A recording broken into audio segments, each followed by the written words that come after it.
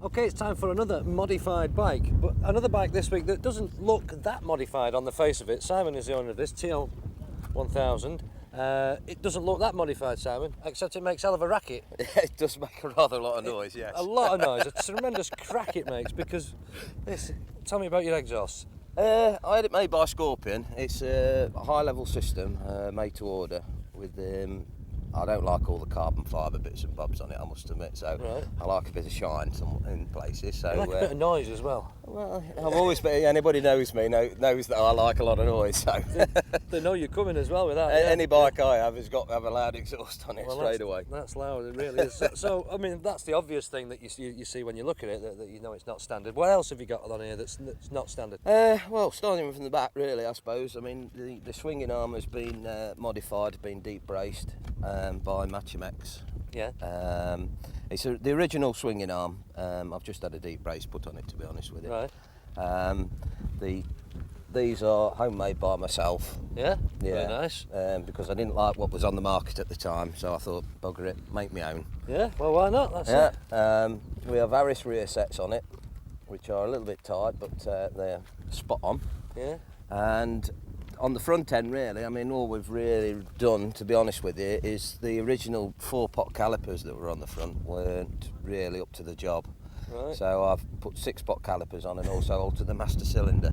But let me ask you about the handling on it, because Jeff, my colleague, and we test rode a couple of these when they first came out. Yeah.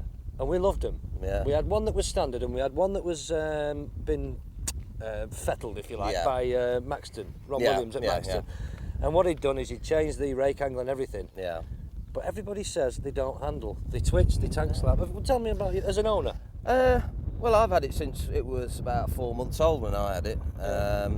And the rest of the time, I've never found a problem with it. I mean, most of the time, to be honest with you, it's normally vertical anyway. So. Right, okay. You've still got to see this rotary rear damper, which was a kind of a unique thing when this first came out. Yeah. No problems with that?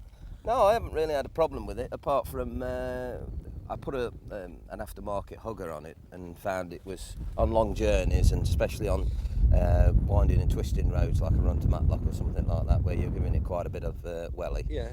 You could feel the handling going off on the back end. Really? Yeah. So I removed that and left it just open, like so. There's plenty of cooling around it. That was because it didn't allow the rotary damper to cool. Yeah. I'm not over enamoured, to be honest with you, with the rotary damper system. No. But the rest of the bike, I love to pieces. Yeah. I think it's a great bike. Are you going to do anything else now? I think what we're going to go is for a bit more on the engine. I've toyed with the idea of having a power commander put in it and get a bit more out of it. It might make even more noise then. I don't think you can get much louder, can you? I don't think the you can. The cams are just there for effect, really. Yeah. I mean, they don't seem to do a lot. I don't think they do anything myself.